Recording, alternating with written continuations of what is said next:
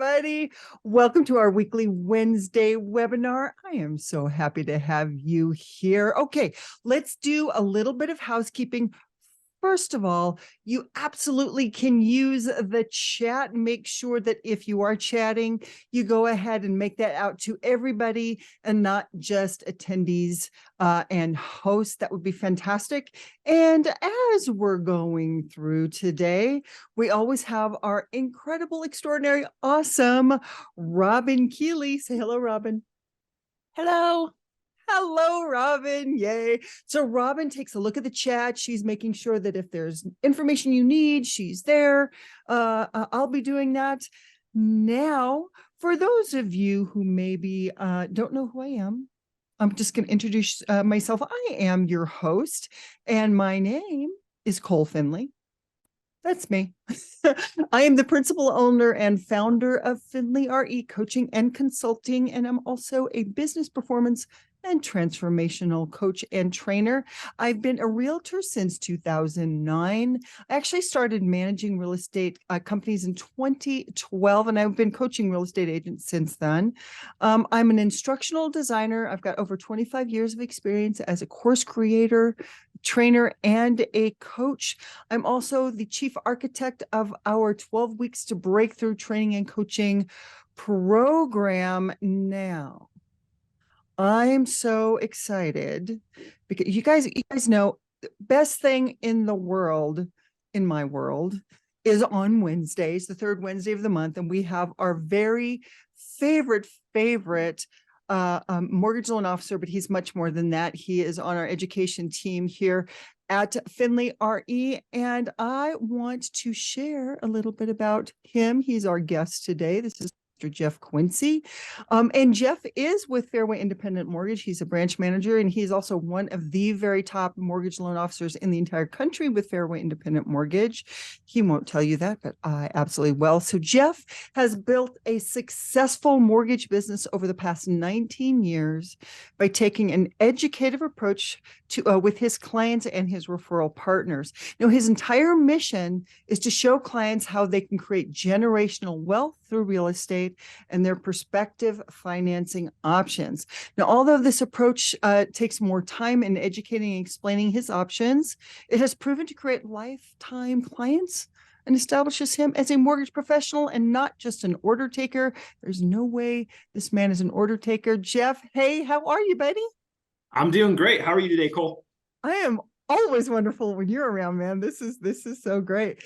This is your stinking thinking stinking up your business. It's so funny because it's a fun way around your favorite topic, because I know you have such an incredible mindset, and so we get to talk like one of your favorite things today is all mindset. Yeah, comes up in every conversation. Now, the downside, and I shared this with you before we went live, Cole, is I have an amazing game I play when we talk about mindset in person live. And I know we've had some conversations about at some point maybe doing a live in-person event with breakthrough attendees. And I'm excited when that happens because we're going to play the game because we can't do it on Zoom.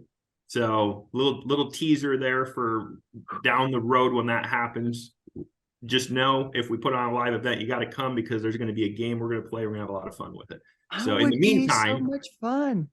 In the meantime, we're gonna talk about mindset today, and it is one of my favorite topics. And as I will be honest with you guys, as I was with Cole when we came up with the topic for this month, in almost every conversation that we have, if you've watched any of our webinars in the past that I've done, I usually get into mindset some way, some fashion.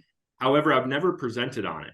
So I found it actually a little challenging to take those ideas and kind of put it into a presentation today. So give me a little grace today as we walk through this, but it is a huge topic, right? You call me up and we have an hour-long conversation. Somewhere in there, there's going to be 10 or 15 minutes around mindset and success, right? And how we approach business and approach life. Absolutely. And Jeff, it's funny because that's exactly why I asked you on this topic, because that's who you are. Like, you have one of the strongest mindsets, and you coach it all the time. And so let's just have some fun. So I tell you what, I'm going to go ahead. I'm just going to hand it on over to you, and Perfect. Then we'll take it from there. Okay. Enjoy, everybody. Perfect. I will get my screen shared here. make sure everybody can see that. And as we go along, as Cole mentioned in the housekeeping items, comment in the chat if you have a topic you want me to expand on, or maybe a different point of view that you want me to talk about, and I'd be more than happy to do that. As we were just, kind of chatting back and forth there, mindset is a huge thing for me. And then we're going to kind of unpack some of that and how it relates to success or lack of success in our business and in our personal life as well. Pretty much anything we talk about today can be applied to both.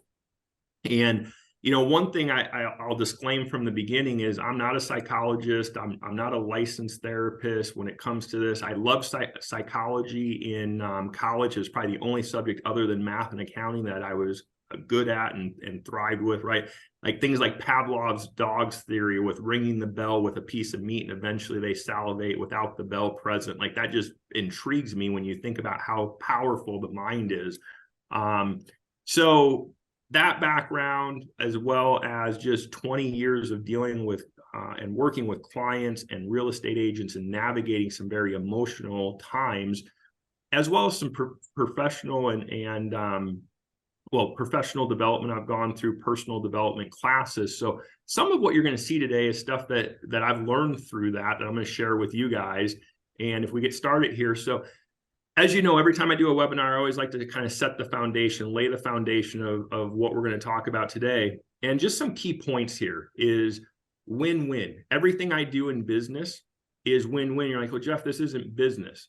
Well, the other good news I should share with you is we're not looking at a bunch of charts and talking mortgages and rates today as well. So you guys can sit back and relax this time. Not a bunch of pictures you need to take of slides. It's more memory joggers for myself as I go through this. But win-win is a huge deal. And in personal development courses I've been through, one particular company, that's their main premise is no matter what you're doing in life, whether it's business, it's a conversation, is always creating a win-win situation. In fact, if you guys were part of the 2-1 buy down that I've showed you in the spreadsheet that I created for that, I put in big, huge, bold letters across that win-win. Why? I need the buyer to understand what we're asking from the seller. And additionally, that's going to go over to the listing agent. And hopefully, if listing agent does what we're hoping they'll do, they're going to present it to the seller. And I want them to see that this buyer and the lender's mindset, we're trying to create a win-win situation for them, right? So we're going to talk a little bit about that.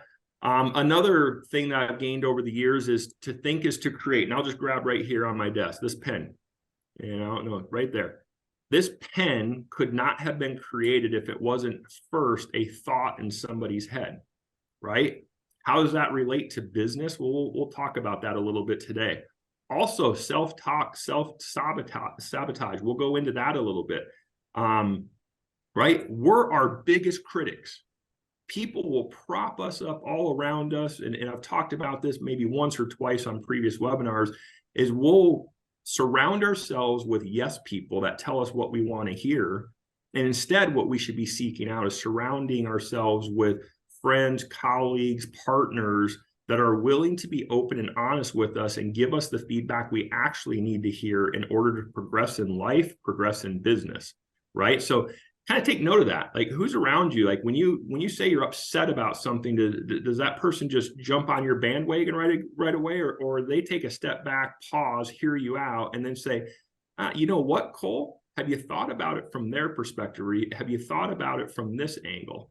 That's somebody I want in my corner, right? Helping me with my mindset. You're going to see this graphic I have on this page show up on future slides. I think I use it 2 or 3 more times because I really want to drive this home.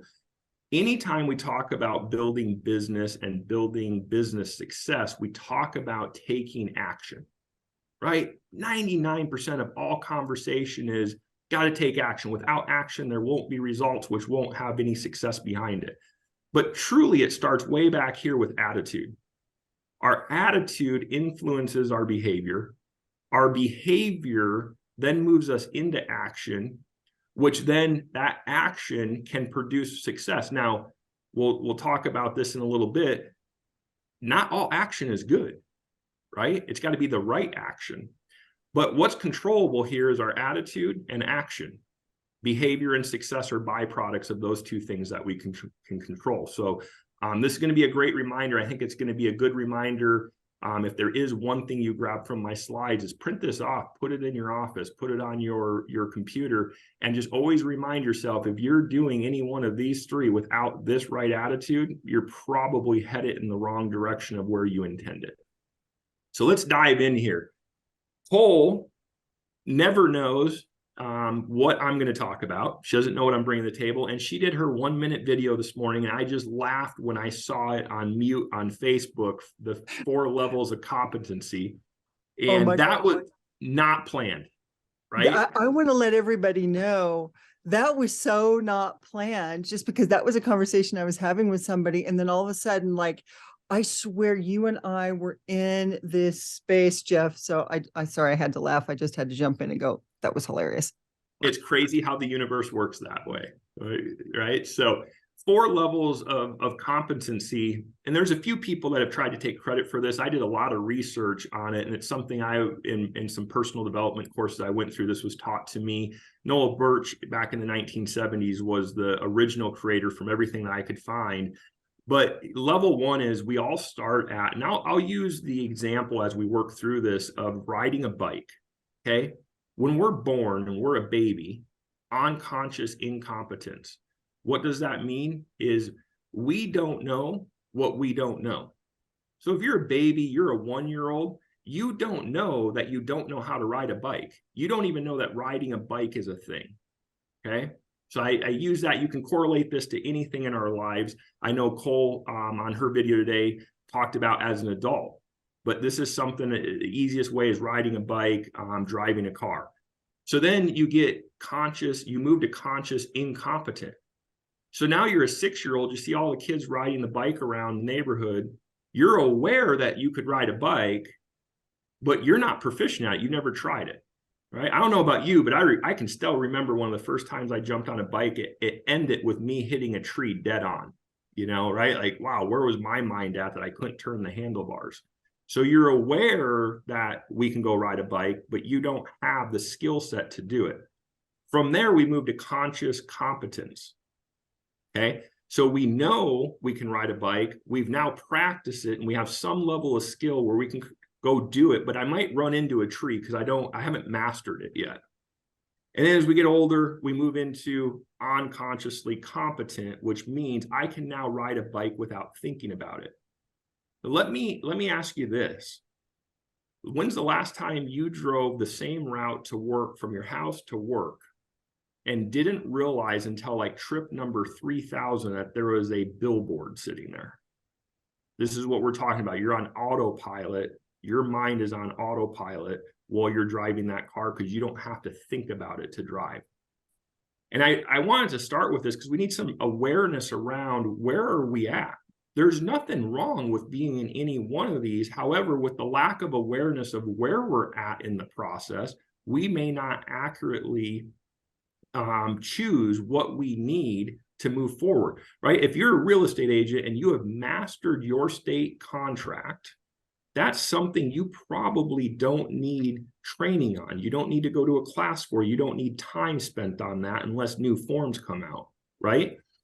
However, if you are struggling with the negotiating of your state's inspection, I don't know if it's across the country, but I know in Arizona we call it a BINSR, buyer inspection notice, seller response, right? If you're struggling with that, you're going to go to a class. You're going to get a coach. You're going to get somebody to help you master that and move from conscious competence to unconscious competence, right?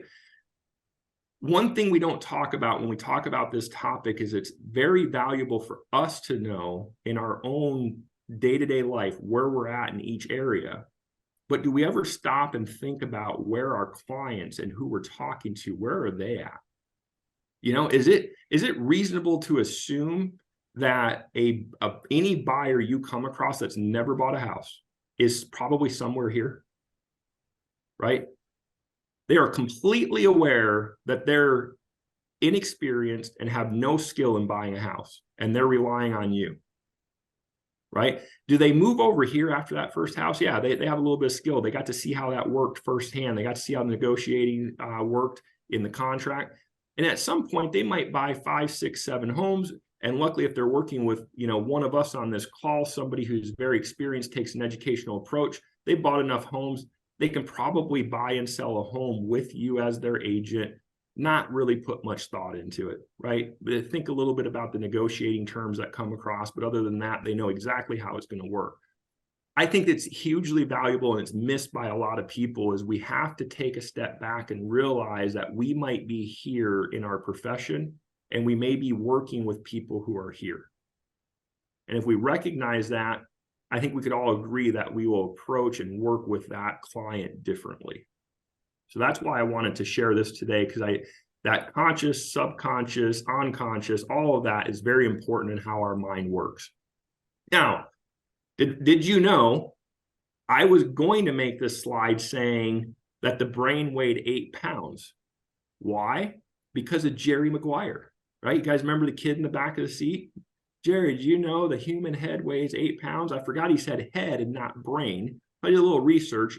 Our brain on average weighs about 3 pounds, one of the smallest organs in our body, yet I believe most powerful. Now, we won't get in an argument here on this webinar. We all know without the heart working, our body, we're not alive, right? We're not here functioning. However, assuming we're here, we're in a live body, the most powerful organ we have is a brain. And here's why, right? We're filtering positive and negative thoughts, things that come through our head. That self-talk, self-sabotage is coming through. It's coming in, and that's filtered back out, either positive or negative. And one thing I learned 20 years ago is, did you know, and we've all done it in some form or fashion, I'm going to use a very, very basic example, that if you tell yourself, I do not want to be broke, the word, and Cole, feel free to jump in with your neuro-linguistic background. Did you know that your brain is 100% going to attach to the word broke? Is that what you want floating around in your mindset? Broke? It's not able to signify that positive statement you were trying to tell yourself actually isn't negative. It's just going to focus on broke, broke, Right. broke. Do you know why that is, Jeff, by the way? Do you know I don't. there's actually a physical piece of the brain, and it's called the reticular activating system. And it's basically a bundle of nerves at the back of the brain. And it's the thing that helps us keep on the things that we're focusing on. And it's an evolutionarily advantage to have a really highly developed RAS, reticular activating system. And what it basically does is, I'm focusing on this, so I'm going to go find it.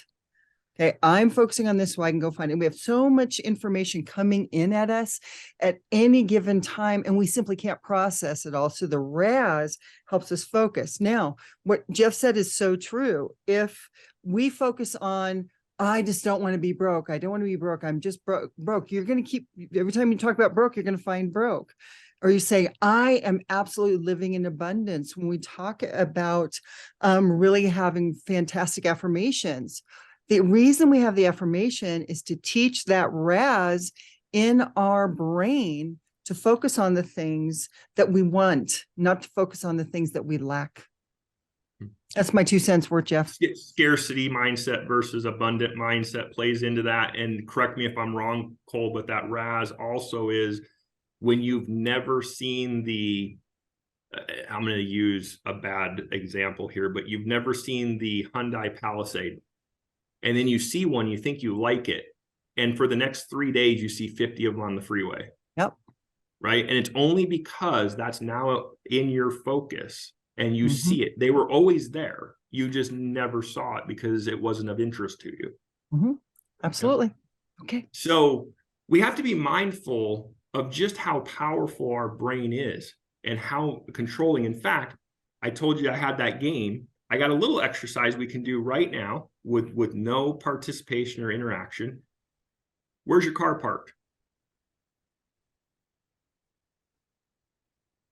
See, in 1 second, I was able to get inside your mind with 4 or 5 words, and your mind went instantly to, oh man, is it in the garage? Is it in the driveway?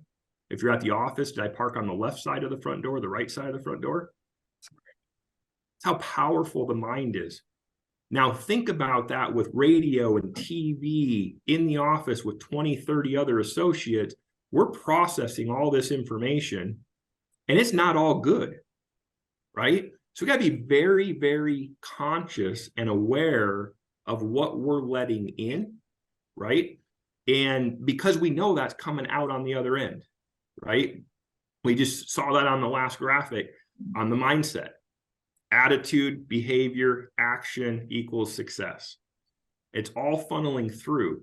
And if all we're doing is focusing on the negative, or we're getting fed negative and we allow that to continue, it's going to continue coming out that way. And then we sit back and we all do it. I've been guilty of it. Just happened to me before we jumped on this webinar today. Literally 15 minutes before, I got a call with bad news on a loan. Now, luckily, my blood pressure got elevated. I got a little bit upset and I was able to jump in and do some things. And it sounds like we're going to be able to salvage that deal. But here I am preparing to go live on a webinar about mindset. And all I could see was red, right? I'm livid for the client, livid for the situation, all the work I've done. This client lives an hour from here. I've driven out to her place 3 times. And all I could see, and I was like, you know what a great test. This is exactly what I'm talking about. And we're going to talk about this in a couple slides. I had to make a decision and make a shift. And there's a few things that I have implemented, and I'm going to give you some ideas that hopefully you can implement in your business. One of those, I picked up the phone and called my wife. You guys know she's my assistant. She knows about the file and what's going on. It's a loan type that she's not involved with. And I called her and she said, look, I know you're upset, but you need to release this and let it go because it is what it is. And you have a webinar coming up. And she's absolutely right. So that's one of the things I use is somebody else that can bring that logical perspective to get me out of that emotional state. So the how easily it's a controlled car. I told you guys my slides today are less graphics and numbers. They're more reminders of what to talk about. So that's the whole, hey, where's your car parked? You just see how easily somebody can control your mind. So our good old mindset graphic again. So rainbows and unicorns, I use this. It sounds corny. I use this on probably 50% of my client calls when I'm talking to agents. If you guys work with me, you've probably heard me say something about rainbows and unicorns before. I believe when it comes to mindset, you're actually seeing it in public more on the news and the media, the mental health situation in our country. And I think a lot of people try to, myself included, try to paint this rainbows and unicorns lifestyle. And all that does is just build up inside of us. It can lead to depression, right? Because we know that we're putting this facade on when really internally we're upset. So when I talk about mindset, you guys will know I'm very upbeat. I'm very positive, right? We talk about the rate market going up and I remain positive. I choose my audience, right? If I am talking to clients about interest rates or real estate agents about where the market's going, I'm going to be real and I'm going to be transparent on that, but I'm not going to lose my mind. That doesn't do anybody any good, right? So picking our audience, we're going to talk about that in a little bit. We have to have our outlet where we can be real. Cole and I were on a phone call last Friday, and Cole and I, both great energy. And she said, how are you doing? And I said, just to be honest with you, today has just not been fun, right? In that moment, I knew I could just let out for 30 seconds. Somebody needed to know that it just hadn't been fun. There were some business changes that happened. And from that point on, we got down to business on the phone call. We moved on. I didn't bring her down. I just shared this is what's going on. And that's what I think as a society, we need to get better at. When we're talking about working in our businesses, we're already high emotion, high stress, working a lot of hours. We need an outlet somewhere. We just need to pick the right time and the right audience to do that. We have to be real and authentic. We got to pick the appropriate times where we do that so it doesn't affect our business or jeopardize our reputation, right? We got to know when to shift. We got to be able to recognize what's happening that's negative that we know is going to produce an outcome we haven't asked for. We got to be willing to recognize it, admit it, and then shift. So one of my mentors years ago said, it's a choice. you can get happy in the same pants you're crabby in right now. Sounds kind of childish, something you'd say to a 5-year-old, but it's so true, right? When you're sitting there, 30 minutes ago, and I'm talking to my wife about this loan and I'm steaming, that was a choice of how I let that affect me and then what my reaction was going to be to it, right? Now, it's not wrong to react that way, but you can't react that way for a week. And sometimes we see people in our circles that do that, right? My wife's on this call. I did not ask her for permission, but I know she's not going to have a problem with me sharing this story. So my wife shared the story with me. She went through a divorce years ago, and she showed up to work newly in mortgages. And like anybody going through a difficult time like that, she's just a blubbering mess. And her boss pulled her aside, probably the best thing she could have ever done, and said, look, I know you're going through a traumatic time in your life. I'm going to give you the rest of the day off. Take tomorrow off. The next day you come in, I need you to leave it at the door. And Cece will admit to a person, had that conversation not happened, it could have resulted in her being fired, and she might not have had a 30-year career that's still ongoing in mortgages. Right? So I just use that as an example that we all have a choice. It does not mean that what happened to us is not bad, or we should minimize that, or that we should hold that in. When ever since high school, everybody, I've never seen you have a bad day. I'm like, oh, I have bad days. You just don't know about it because my mindset is, why take you down with me? Right? As I've gotten older, I've realized that's not healthy. So we need to be able to have that core group around us that we trust. And I know, guys, we're talking a lot about personal, but this all affects our business. And if we want to only apply it to business, it's absolutely, if we don't change it in our business, going to affect our relationships and our personal life. So it's very important. Watch how you talk to yourself. I mentioned at the beginning, self-talk, self-sabotage. Guys, we have no problem as a society of beating ourselves up, right? I make a mistake. It is human nature for me to be like, you know what? I don't need anybody to tell me I made that mistake, because nobody's beating myself up as much as myself. And when you're a 1099 real estate agent, you might be on a team, you might not. You might be in an office that you never go to. You might be in a brokerage where you do go in there and it's empty and you feel like you're on an island and you don't have the positive support around you. You got to kind of train yourself how you're going to positively support yourself while still getting the negative out. And I think that's where we see it the most, is we don't have that support. We don't have that release. And then we're out showing homes and the client says, so how are you doing? And without even thinking, we just go on a 30-minute verbal vomit session of, oh my gosh, I had to take my dog to the vet. My husband he's been out of town for work for 4 days. And then the client's like, oh my gosh, like you just put a bunch of stress on me. Goes back to make sure the time's appropriate and the audience is right, because that it could affect, does that person want to work with you? What's the cost of being right? Personal development class I did, first 5 minutes, this was the question. What's the cost of being right? You're like, Jeff, how's this tie into mindset? Well, the need to be right is a mindset thing. And sometimes we have to be willing to let go of the grip of being right, because the cost outweighs the benefit we're trying to achieve. An easy analogy for those who are married or have a partner, is a marriage argument where you end up saying, hey, we just got to agree to disagree. But what was the cost before you got from everybody arguing their stance to the, okay, I see your point, let's agree to disagree, right? This happens in business. We're negotiating a deal, or we're telling a client, this is probably the best one, we're telling a client, you can't get concessions. Now, if you've never said that to a client ever, kudos. I hear it all the time as a lender. Client calls me up, Jeff, I'm not using Sally anymore. Ooh, this is uncomfortable. Sally referred you to me, put me in a really uncomfortable position. What's going on? Maybe I can smooth things over. Well, as you know, for my loan, I need to get seller concessions. My friends are telling me they got it on their house, and Sally's saying, no, you can't get concessions. Don't even ask for it. Client went and found a different agent.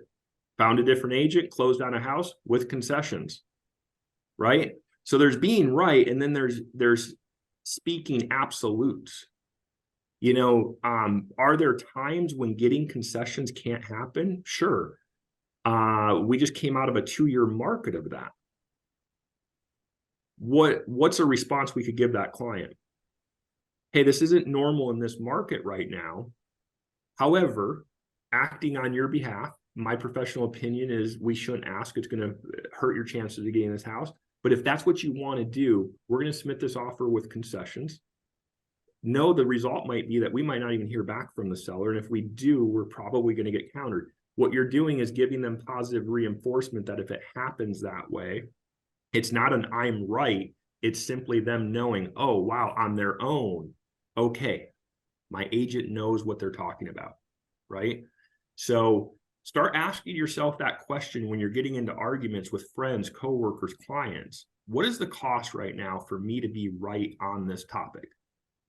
What you'll see is that's all rooted in mindset and how we approach things. And there's absolutely a cost when you look at it from a business perspective, because we will lose clients.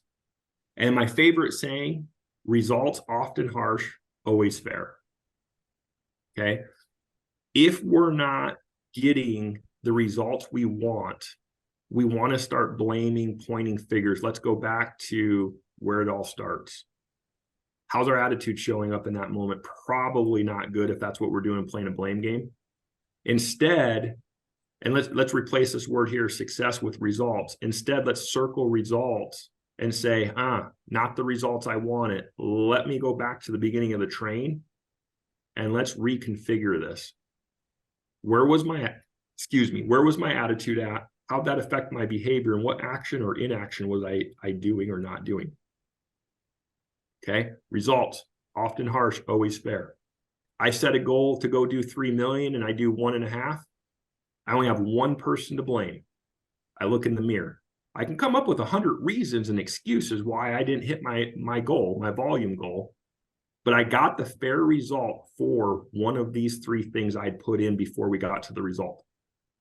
Right? So be willing, be open with yourself. We talked about a little bit ago, being open with those closest to you. Be open with yourself on, I got to own these results. And then how am I shifting? Right? It doesn't become a 1 week or a 1 month pity party, because guess what's going to happen? If we do that, 1 month later, you're having the same conversation. And eventually the people around us are like, wow, all this person does is complain, never wants to take responsibility. Right? So there's a little thing, we won't get into it right now, but in personal development courses that they talk heavily on is responsibility versus victim mindset. So watch as you're having those conversations with yourself, where you can take responsibility in the result. And believe me, in our industries, there's plenty of outcomes where we can blame other people for a result. We had a deal in December that closed a week late because the client had COVID, and we'd been begging title to sign the client for 2 weeks. We were that far ahead of schedule. Instead of closing and moving in right before Christmas on her first ever house, she closed a week later. I could blame title for not doing their job all day long. We're ready. Well, what's the cost of me being right on that? Looking bad to the title company, right? Giving us a bad name in the marketplace. You chalk it up to, it is what it is. We move on. We got the deal done. The client closed. She knew that it was out of everybody's control at that point. So success, actions, not words. Positive. I've said this on this monthly webinar before. My number one line is, I see better than I hear. My wife hears this all the time, so now she uses it against me. When I say, I know I need to go to the gym, I'll go to the gym tomorrow, and she'll just look at me. I see better than I hear, Jeff. It's your own line, right? So when I got in the business 20 years ago, my processor was my sister, probably not a wise decision. And I would almost daily walk in and be like, I got 3 more loans on my desk. And she'd be like, yeah, I'll believe it when I see it, right? So be careful. Make sure your actions are matching the words you're putting out there, because they carry more weight, right? It's right over here in our process to get to those results. We can talk about how many open houses that we're going to do, but if we don't actually do them, it didn't matter that we talked about them, right? I like to use this story with real estate agents when I meet with them. one of the questions I asked, why are you in real estate? Why'd you make the plunge? And I'm sure everybody on this call to some degree has heard the same things, or maybe they're your reasons. I wanted more flexibility with my schedule. I wanted unlimited income potential. I want to be paid what I'm worth. That wasn't happening in corporate America. All great reasons. Here's the problem, is they're all true. However, it's the age-old thing. Yeah, I left my 9-to-5 job to go be self-employed to make more money, have time flexibility so I can work 40 hours a day.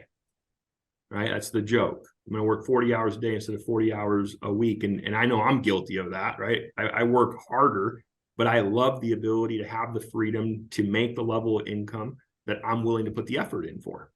So I use the Home Depot story. When you get your real estate license, literally what somebody has done is handed you the keys to a Home Depot store. You now own it. That store's cranking out millions of dollars a year. All you have to do is show up and unlock the door, manage your employees, hire and fire smartly, right? Make sure inventory is on track. Does it sound like real estate? You got to show up, put your shoes on, and decide you're going to work, right? Mindset. Do you own a business, right? You want it to own a business for flexibility and unlimited income potential. Go to your kids' sporting events. All very noble things, all things we should be striving to do. And then we don't open the door, or we open the door and we mismanage the process, right? The Home Depot building's been built, right? Your state has a contract that every one of you use. That's built. You don't have to go create it. The brokerage that you hang your license at or that you own is built. It's in place. It's licensed. The doors can be opened, legally open, go sell houses, write contracts. But that doesn't matter if we don't do anything with it, right? And this all stems back to mindset. So every time I bring this story up to an agent, I see their eyes just open up. And this is a trap I fell into, guys. 10 years ago, I had joined a leads team within my mortgage company. I was working from home. CC was working at the office. We actually worked for the same employer. We get up at 6 in the morning. I go sit at my desk. I couldn't start making calls until 8 o'clock, calling leads. So she'd walk out the door about 7:30. I'm all, respond to emails, ready to make that first call. She'd get home with traffic about 6 o'clock at night, walk in the door and be like, "You're still at your desk?" And I'd be like, "Oh my gosh. Yes, I've been sitting here since 6. I just put in a 12-hour day." It took me until probably 5 or 6 years ago to remove myself from that position to realize I probably never put more than a 2-hour day in. Now it was a hard realization and a hard reality for me to look back at. And I wasn't getting the results I wanted, but in my mind, I was busting my butt. Now I see it. If I'm out of the house for 8 hours, I will guarantee you I put 8 hours of work in, right? I go up to our main office. I have a satellite branch. I go up there. Everybody wants to talk to me. I won't work from there because if I'm there for 3 hours, I get 15 minutes of work done, right? But we will trick ourselves. Our mind is so powerful that we will trick ourselves into thinking we put an 8-hour day in, we'll get back in, we'll throw our purse down, throw our keys down, and we'll look at our spouse and be like, "Oh my gosh, I just don't even know what I'm doing." And at my branch, I will routinely see loan officers come strolling in at 9, 9:30, 10. They go to lunch at 11:30. And it's not your typical lunch. My lunch is in a car from one meeting to the next. It's an hour, 2-hour lunch. They stroll back in at 1:30. They walk around, talk to everybody, sit at their computer for an hour. 4:30, like, "Oh my gosh, I'm bushwhacked. I'm going home." And they're walking in the door at 5:30 telling their spouse how busy of a day they worked. Guess what? Their results reflected, right? Because what they're doing when they're walking around the office, talking to everybody, is it's a complaint session about how they have no loans, or they only have one. And how's Jeff have 8? How is this guy over here at this other company? How's he doing 20 when I can only get 1? The market stinks. I'm going home. And it's like, I have this conversation because I want to help them. right? It goes back to surround yourself with people who are being willing to be real with you. I'll pull them aside and be like, do you understand you worked 2 hours today? And I won't tell them a statement. I'll ask a question. How many hours did you put in today? Oh my gosh, well, I got here at 9. It's 4. I've worked 7 hours. I'm like, well, I've been here all day, and you've probably worked 2, right? Got to face reality. We got to be willing to do that with ourselves versus waiting for somebody, because our society is full of a bunch of people that won't jump in and give us that reality check we need. Got to be willing to do that ourselves. Jalen. So I'm going to tell you a story about my now 10-year-old nephew. About a year ago, he's in sports, kid's tall. If you guys don't know me, I'm 6'4". The kid in kindergarten was playing sports, just naturally born talent, always a foot taller than everybody. He plays up, 2 years older than his age, and they still think that, we need his birth certificate. Just really talented kid. And my sister and brother-in-law were out of town. They asked me to watch him and take him to a sporting events one weekend. And I just, Sunday, when we were coming home from his basketball game, I was just frustrated. Like, you're good. And as family, we're really good at letting him know he's good and that he has stuff to work on. I mean, sports is a huge part of my life. I was nowhere near that talent at that age. And we're driving home, and he's talking about, kind of bragging about how good his game was. And almost to the point of bragging and that he's better than the other players. And I finally just said, here's the problem, Jalen. All you want to do is play the games. You don't want to go work. You don't want to practice. When I was your age, there was no organized basketball as a 9-year-old. I was out on the basketball court by myself, working on my game every day until I could get on a team. I was old enough to play on a team. And I said, and what's happening is because you're naturally good, and I knew on a 9-year-old this is going to fall on deaf ears, because you're naturally good, that's going to eventually, everybody's going to catch up to you. Because there's other 9-year-olds that right now you're beating them left and right. And eventually, because they're working on their game every day, you're going to show up next year as a 10-year-old. They'll be 10, but they're going to be better than you because they worked on their game. Well, now the conversation has moved into the house, and we're around the kitchen island. And he's just animated with me. Uncle Jeff, when I am 10, I will work on my game. That's what I'm trying to tell you. And I said, but you don't understand. The other 10-year-olds have been working on their game for a year longer than you. And he kind of stormed off. And I just assumed I didn't land this message right. Bad uncle. That night, parents come home, and my sister calls me and says, what conversation did you have with Jalen? And I said, well, explain how it went. She goes, he's been out in the driveway playing basketball for the last 2 hours ever since we got home. And I just talked to her yesterday. This happened a little over a year ago. I talked to her yesterday, and she said he still references that conversation, right? What he needed, he's not a bad kid. What he needed was a change in mindset. The mindset is, I'm good enough to show up, play the game, and be the best player. He can't see that in a year, everybody's going to pass him. And Jeff, how does this relate to us? If you're a top producer, you're cranking out 30, 40 transactions a month, or your team is, if you aren't continually shifting, the competition is going to blow right by you. It doesn't look like it right now, but it'll happen. We got to be in a constant move of shift in the right direction with the market, with our knowledge, everything. Now I'm going to share this. I had a client a while back, semi-pro basketball player, and I hope I have this up. I might have closed it. Okay, I closed it, so we're going to skip that. I'll talk about it. Slideshow. All right. So Jimmy Scroggins, you can look him up. He was a semi-pro basketball player. He got referred to me by an agent as a client. Helped him and his wife buy a house. And he's a semi-pro basketball player, but he started a company out here, a nonprofit in Arizona called Just Keep Pushing. And he goes around to schools across the country talking to kids. I'm talking 3- and 4-year-olds, and he's intense. High schoolers. And the video I was going to show you is he's at this high school auditorium talking to these kids. And I've seen this probably 10 times. You can find it online. Every time he does a talk, it is in their face, very animated. And the message to these high school kids is nobody's coming for you. And I'm not going to scream and get loud and do all of that. But he's like, nobody's coming for you. I'm not your teacher. I'm trying to ad lib on the 1-minute video that I was going to play. I'm not your teacher, so I'm not going to coddle you, but nobody's coming for you, right? You guys want success. You're over here jumping around, me, success, but you're out here making all these stupid decisions. His words, not mine. Not saying that to you guys. You're over here making all these decisions, yet you're jumping up and down saying, me, pick me. I want to be successful. I want to be successful.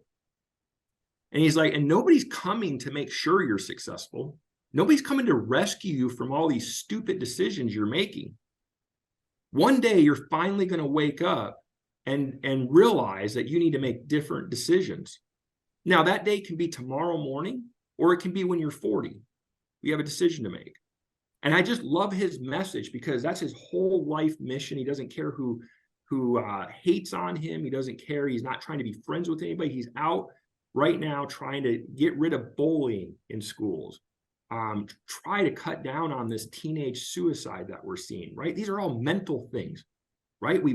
Bullies are out there because of mental issues.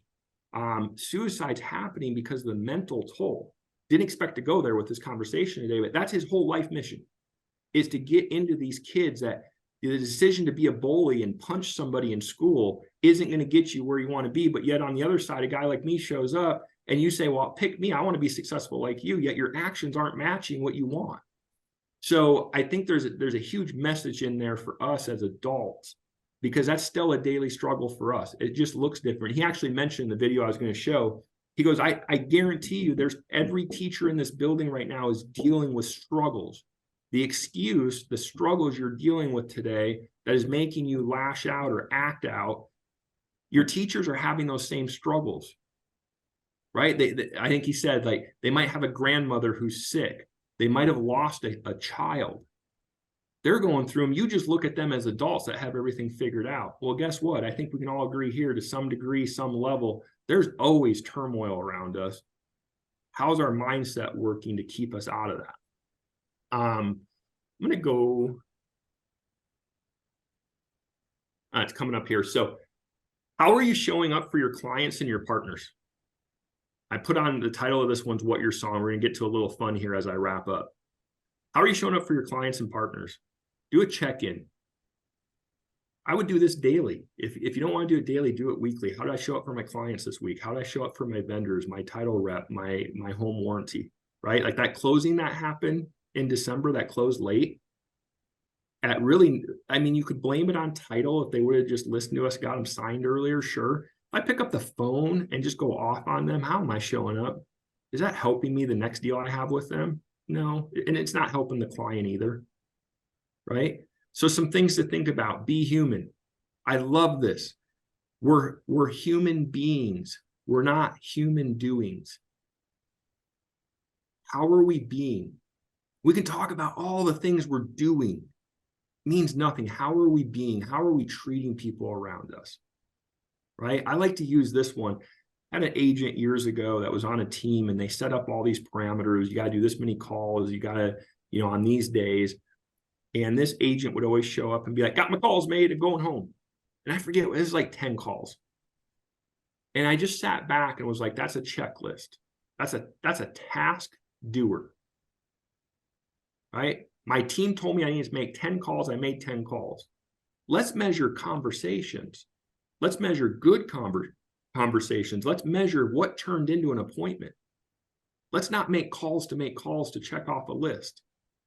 We're human beings, not human doings. Be authentic and honest. Talking with an agent yesterday who was adamant, I got to start doing video, I said, here's my thing. Guys, if you get my Monday and Wednesday videos, I know I post the Wednesday rate updates in Cole's Facebook group. Those are one takes. It didn't start off that way. They're one takes. I flub a lot. And I want to stop and redo it, but I know if I do that 2 minutes, 3 minutes into a video, the first 2 minutes that was perfect will never come out right the same way. And guess what? People who watch the video know I'm human. Just do the video. That was my answer to this agent. Just start doing it. Who cares? Mess up. The more you do it, the better you're going to get. We led with that at the beginning of the meeting, right? Get to the unconsciously competent. And it doesn't mean that you're unconsciously competent perfect.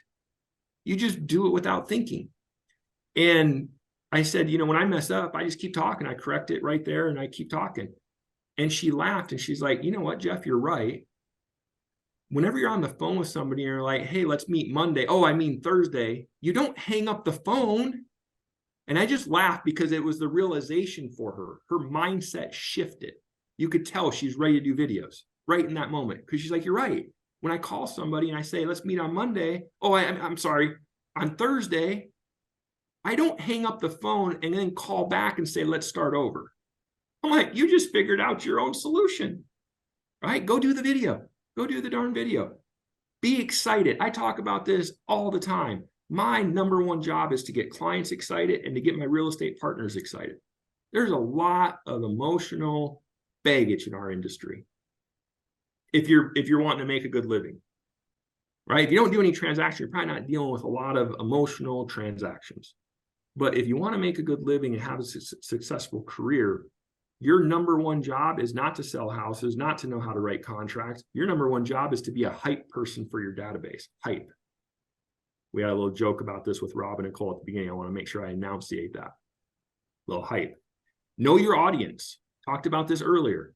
Know who you're talking to, right? Don't unload all your baggage to a client.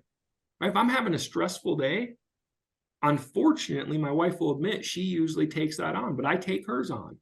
Right? When it comes to mortgage related, that we unload at 8 o'clock at night about everything that happened and we move on. Right?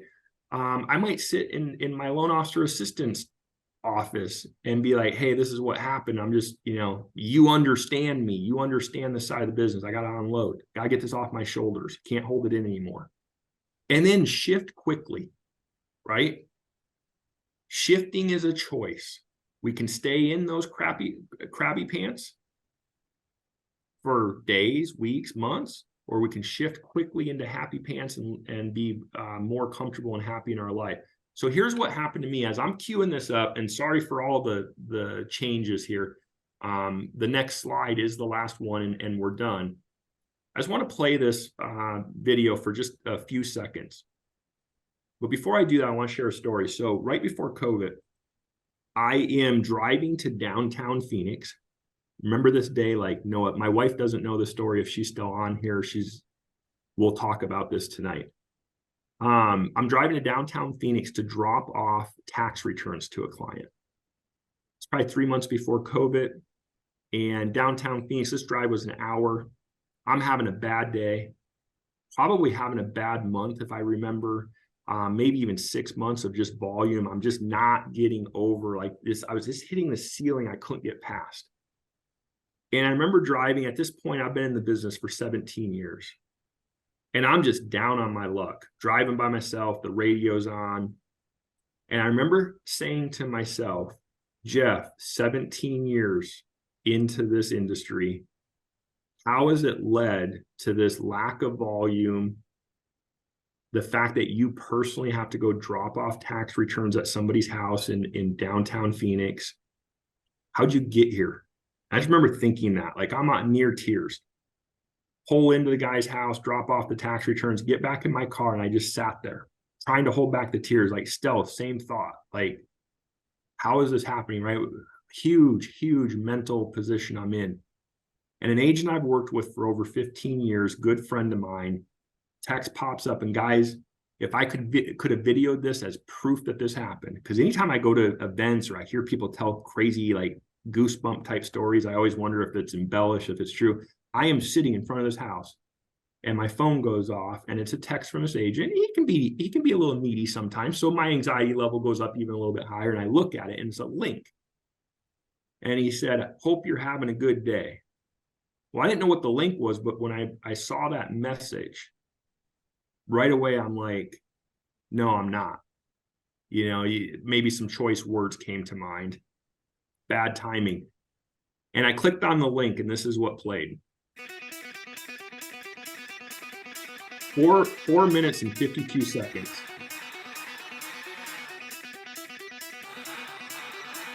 AC/DC Thunderstruck.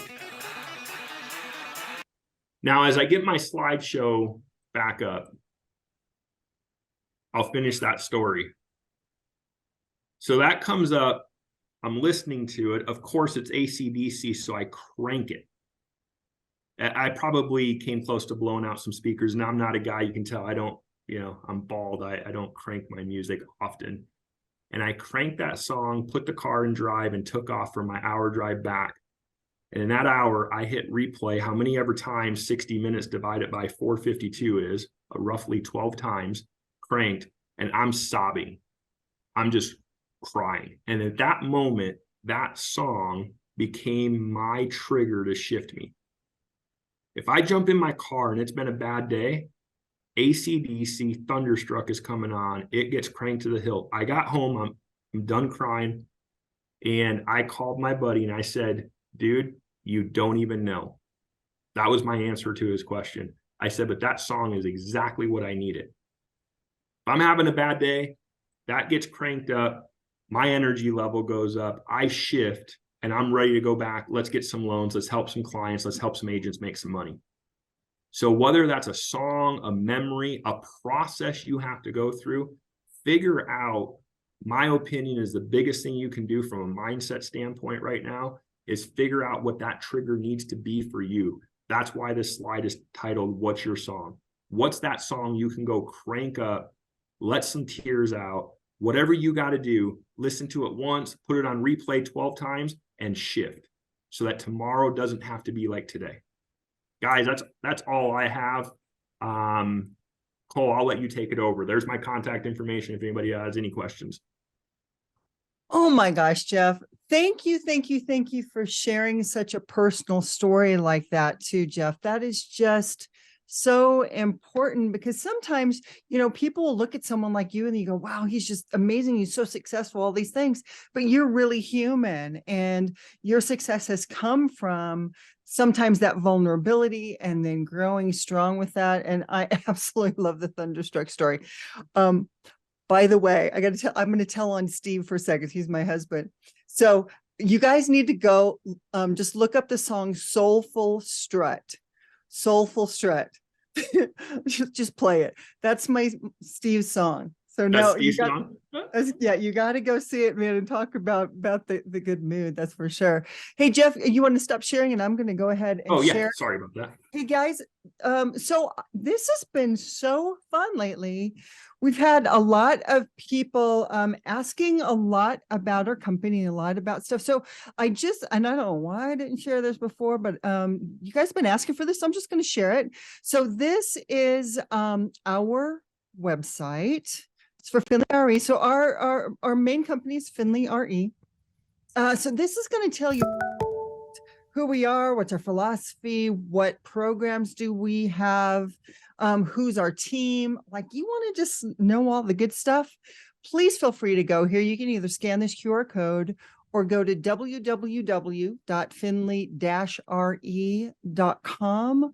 Love for you guys to check that out. That is great. And by the way, I do this every single day. Just, Jeff does the same thing. We just talk to clients all day long or people all day long. I do a complimentary business consultation with anybody who's in our group. So if you are a member of our Facebook group, it is time for your business consultation.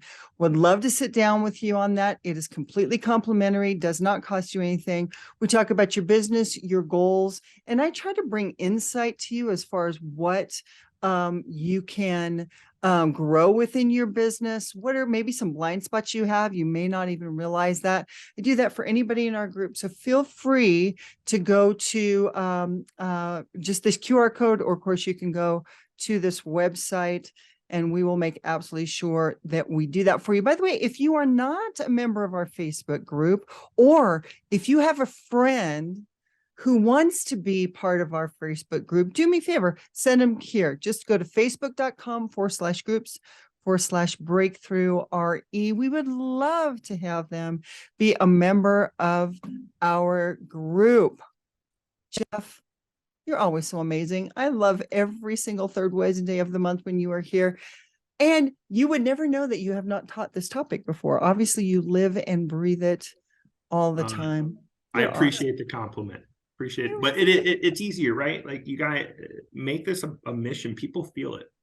people feel how you treat them and what's important and passionate to you. And Yeah. you'll see your business take off. So Absolutely. Absolutely. All right, guys, stick with us every single week on Wednesday. I am going to put a poll out on the Facebook group as far as timing, because I want to find out what the absolute best time is for our things. We might change our time up. So just take a look at that poll that's coming out. Jeff, thank you so much. Love to see you, my friend. Thank you, everybody. We always love it when you come to Weekly Wednesday webinar. We will see you next week. thanks, Bye. everyone.